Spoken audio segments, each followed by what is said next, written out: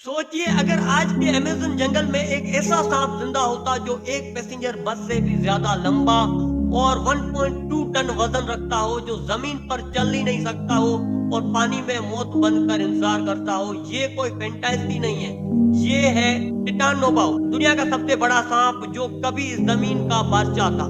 Colombia के इलाके एरिजोन में कोयले की एक कान है, मगर ये कोई आम कान नहीं, ये असल में 6 करोड़ साल पुरानी रेन फॉरेस्ट का कब्रिस्तान है। यही साइंटिस्ट और एंटोलॉजिस्ट जमीन के गहराइयों में खुदाई कर रहे थे ताकि पुराने जानवरों और पौधों के निशानात ढूंढ सके। और फिर उन्हें पत्थरों के दरमियान एक अजीब सी हड्डी मिली। किसी ने कहा क्रोकोडाइल की है, किसी ने कहा कछुए की है, किसी ने समझा दरख्त का तना होगा, मगर असल सच अभी जमीन के अंदर छुपा हुआ था। 1994 में लोकल जियोलॉजिस्ट हेनरी ग्रेसिया ने पहली मर्तबा इस हड्डी को देखा। उस वक्त किसी ने इसे सीरियस नहीं लिया और उसे एक बॉक्स में रख दिया गया। फिर 2002 में एक और जियोलॉजिस्ट फेबियानी हरीरा को बिल्कुल वैसे ही फॉसिल मिली। असल ट्विस्ट आया 2007 में जब ये fossil Florida museum of natural history पहुंची। यहीं पर साइंस ने कहा ये ना दरख्त है ना क्रोकोडाइल, ये किसी और चीज का हिस्सा है। तब इस हड्डी को आज के एनाकोंडा और पाइथन से कंपेयर किया गया तो साइंटिस्ट हैरान रह गए। ये हड्डी एनाकोंडा से 3 गुना ज्यादा मोटी और बारी थी।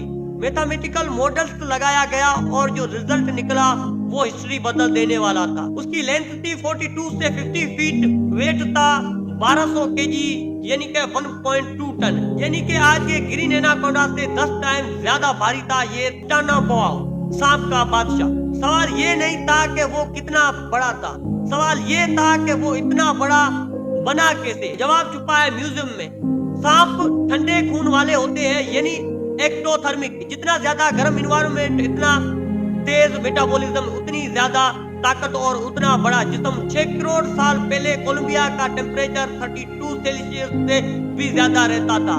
साल का हर दिन हर रात ऐसी गर्मी टिटानोबाउ के लिए परफेक्ट थी। अब सवाल उठता है कि इतना बड़ा सांप शिकार कैसे करता था।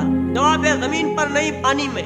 टिटानोबाउ एक एम्बश प्रीडेटर था, बिल्कुल आज के क्रोकोडाइल की तरह। वो डाली पानी में छुपकर सिर्फ आंखें और नाक बाहर रखता, घंटों कभी दिनों तक बिना हिले इंतजार करता और जैसे ही कोई जानवर पानी पीने आता तो उसको अपना खुराक बना लेता।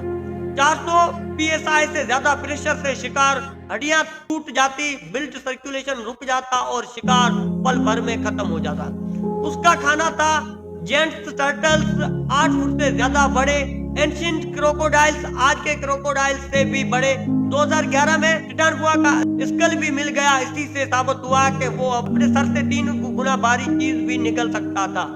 अब सबसे अहम सवाल, अगर टिटानोबाउ इतना ताकतवर था तो फिर खत्म क्यों हुआ? जवाब बहुत सिंपल मगर बहुत अफसोसनाक है। दुनिया बदल गई, मौसम ठंडा होने लगा, डाली इलाके सूखने लगे और मैमल्स बढ़ने लगे। ठंडे खून के जानवरों के लिए थोड़ी सी ठंडक भी मौत का पैगाम होती है। ना गर्मी रही, ना पानी, ना शिकार, और इस तरह दुनिया का सबसे बड़ा सांप तारीख बन गया।